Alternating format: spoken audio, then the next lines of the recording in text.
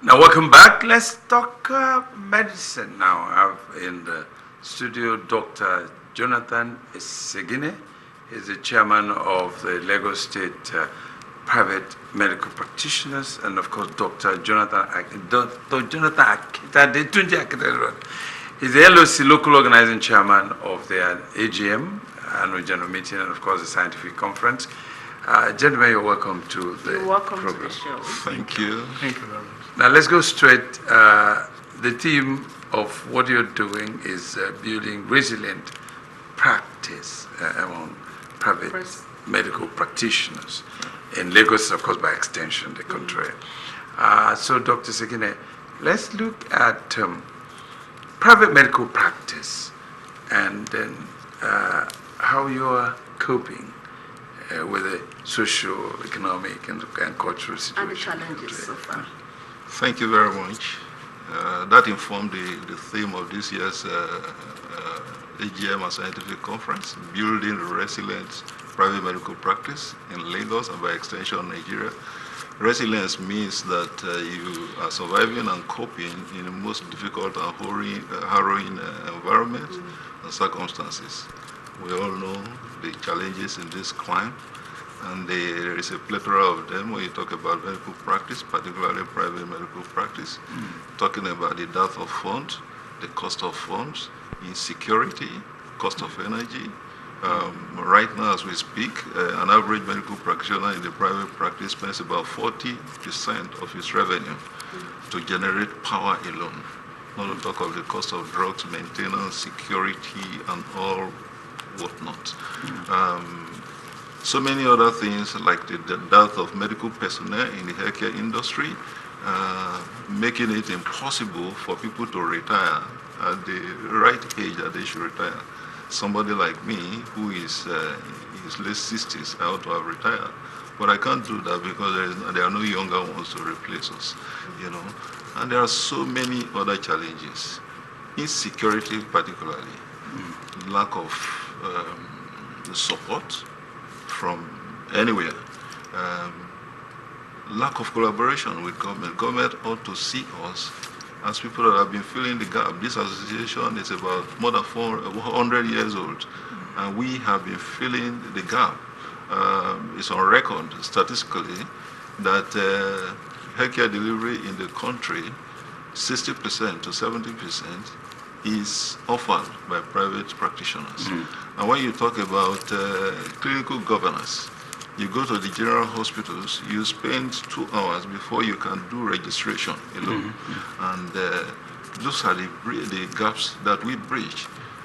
When you talk about emergencies, you come to a private hospital, clinical emergencies, you don't, an average well-equipped hospital, between 30 minutes to 40 minutes, the patient is in the theater if he needs theater.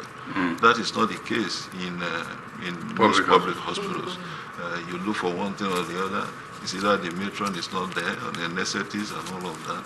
We don't do that. So we have been doing this over the decades, over the years, in the most impossible condition.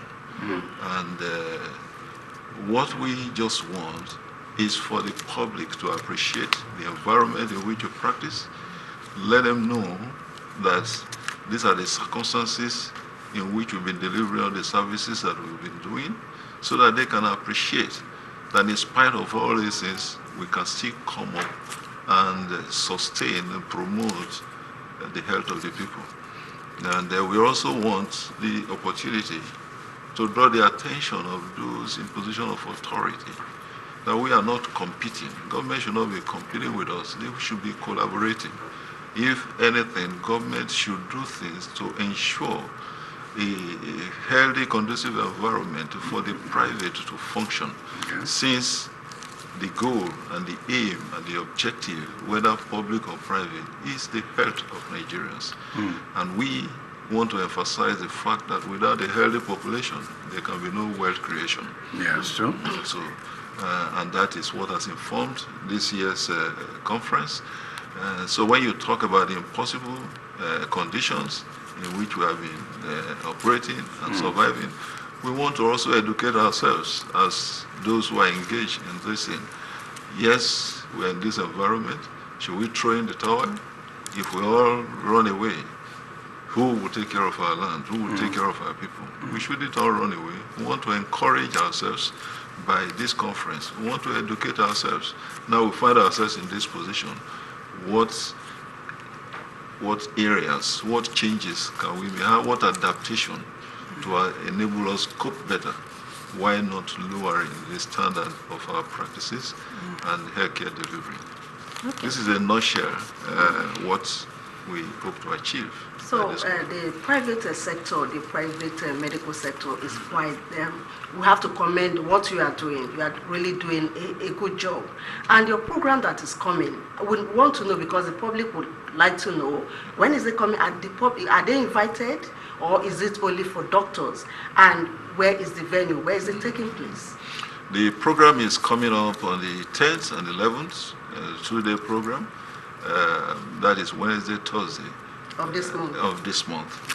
Beginning every day at 9 a.m. and it's at Welcome Event Center along Airport Road, International Airport Road. Of course, in Ikeja. The public, of course, we have done quite a lot. The LOC chairman and his team, they have been doing quite a lot of work. We have extensive collaboration support from all manner of establishment, pharmaceutical company, medical equipment company, and of course the public is invited to participate, as many as would be opportune to come. All right, let me talk to Dr. Kitade. You are the LOC chairman. Very so obviously the chairman has talked about your preparations, but let's get into the AGM proper, and which also informs the conference. Now, the chairman has talked about the plethora of, obstacles that you're going through, yet you are, surging forward. Okay. But are you also looking at your members and their ethical practices, ethical considerations, even in the midst of hardship, also a lot of cut corners? You're also thinking about getting it to the front burner, so that if you are then confronting government, they will not in turn look back and say, oh, but you're doing this, you're doing that, you're doing that. Are you thinking about that? Thank you very much, and I want to thank my state chairman, Dr. Jonathan Esegine, for allowing me to serve as a LOC chairman of this event. Yes, he has said so much. And looking at what government might be thinking, what are the challenges, what are the cutting corners that you have put it. A doctor that is well seasoned will not, the priority is the patient. The priority is the patient. So the theme is the umbrella of this discussion, but it has a lot of other sub-themes. In fact, we're talking about the artificial intelligence in assisting services of healthcare delivery. We're talking about quality assurance. We're talking about efficiency. All these are sub-themes of the. In fact, we are not only talking about the aesthetics of services alone. We're also talking about the clinical skills coming to prevalence of illnesses like arthritis in the elderly, in the aging group, which is there. We're all aging. Just like my chairman is older than myself. I don't know about that. And honestly, these are things that in the previous conferences we've talked about the extremes of age. We talk about the children. We talk about people who are not on themselves, able to take care of themselves. But now we are talking about aging, and we will all get there. So we are approaching this holistically, so that at the end of the day, we have a communique that we can sit on the table with the government. We've passed information to the Honorable Commissioner. We have detailed him about it, and we are expecting that it's the entrance to the government when it comes to health. Expecting that they will also get, of course, is the chief host of that. Of the program. Let me quickly talk to the chairman. Basically, what the private medical practitioner is saying is let's work together. Yeah. Essentially. Because we're aware that at least 70% of medical practice comes from the private sector. Absolutely. In that case, government can't afford not to collaborate. So why is it not taking place at the level that you want? I think where somebody was interviewing, I think it's ANPMP was interviewing Zelensky, Okay, the yes. Ukrainian president. Yes. He said, "Do you think this your quest, all this whole thing about pushing the Ukraine war, does American President Donald Trump really appreciates?" Zelensky said, "I'm going to be honest with you, we have to work at it. Governments does not appreciate that we are an essential Component of the health sector. Of the health sector. Therefore, we need to be encouraged. Government sees us as competitors instead of collaborators. They see us as business entities that should be taxed, that should all manner of levies imposed without anything to support. You know, we know that there are different interventions in this country. We have Bank of Industry with loanable funds at 10%. We have agricultural Development Bank. Yes. Aviation. So when we are saying all of those things, as important as they are, the health of the people is much more important, because a healthy population will grow wealth. So why don't you encourage the people who are sustaining and promoting the health of the people? Why can't they create a health bank, for example, mandating that the healthcare... Are you proposing that? I am proposing. We've been saying that for many years. The health bank. Yes, health bank. You give us one of the challenges I mentioned before, maybe because of the speed with which I'm talking, that may not catch your attention, is the dearth of funds. Healthcare industry, healthcare delivery is an expensive business, and because we are the gateway to the people, we are not engaged in specialized thing. When I'm in my hospital, anybody that needs health services at 2 a.m., at 3 a.m., they just know there's a hospital there and they want to come, and they will call me. And I have to be sufficiently prepared, at least to identify what is the problem, what is the need, what do I need to sustain life at that time. So we stabilize, and if the definitive condition is beyond my capacity, at least I'll stabilize the patient and do a safe referral.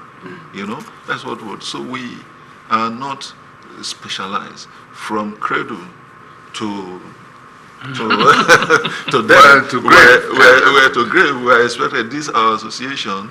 We will welcome everybody. We will triage and separate. You need orthopedic, you go to this person. You need cardiac, you go to this person. Now we do quite a lot. We are not just primary. A lot of our facilities are equipped for secondary deliveries. We do complex surgeries. We do all these things cost a lot of money. And because we are the grassroots, very close to the people that are very vulnerable, people that don't have, you know, high connections, they come to us most of the time. No cover in their pocket, yet they are dying. So you must do something. So you have to use your resources which you don't have. This is the message we want to drum very loudly to government. They have to appreciate that people that have been doing this over the years, in the dearth of resources, human capital, we need every support, not because of us, but because of the populace. So quickly, before we go, you talked about the intervention of AI. So what are you in private sector doing because AI is gradually taking over the world. Absolutely. So what are you doing to welcome AI intervention into Nigeria? Okay, so thank you. As an addendum to what my chairman has just said, we seem to have forgotten a lot. And when we part with the government, we said that the government is not, we need to engage them. They needed to have known. COVID taught us a lot of things. COVID paralyzes all systems of government, and that is health. So it is important for a saner environment that you will now engage them post-COVID and say, look, let us talk about health perpetually. But you talk about it when there's an endemic, pandemic period, and you drop them, and that is not the case. And that is also part of what the question comes on AI. It was information technology that we use in assessing health during COVID. Is it that true? Yes. So and that's why we're still leveraging on it. It's not staying there, we're building on it. A saner environment, one would have seen that if you really want to aggregate data in this country, they should develop a very powerful and robust platform for everybody, not the public alone, but also the private and subsidized. Okay. Quickly, because we're rounding off, I will go to the chairman.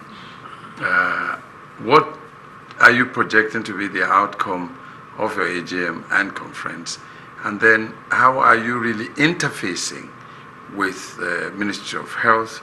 I know fully well that the professor is exposed to the growth of the health industry. He also has his own problems on the other side. So quickly, just have a minute. I'm going to answer that. Thank you very much. To the other thing you mentioned, which I almost forgot, the ethical issues. Yes. The facts, we are working conscious of our aims and objectives to ensure that we self-regulate, we self-educate, we have what we call continuous professional development, so that members will be on top of their games and they don't just dispense whatsoever. We are doing that. Now, what is our aim of this conference? We hope at the end of this conference, government will have better understanding of what the relationship between the private and public should be. All right. I guess we're going to do the curtain, with this discussion here, but I know that we'll come back at the end of the conference so that you know exactly what happened at the conference. But I've been speaking with Dr. Jonathan Esegine. He is the chairman of the Lagos State Association of Private Medical Practitioners. And of course, Dr. Akitade, Tunji Akitade. He is the local organizing chairman for the AGM and the conference for this year. And then the theme is about building resilience, among private medical practitioners in Lagos, of course, by extension, Nigeria. It's been a pleasure talking to you, doctors. Thank you very much.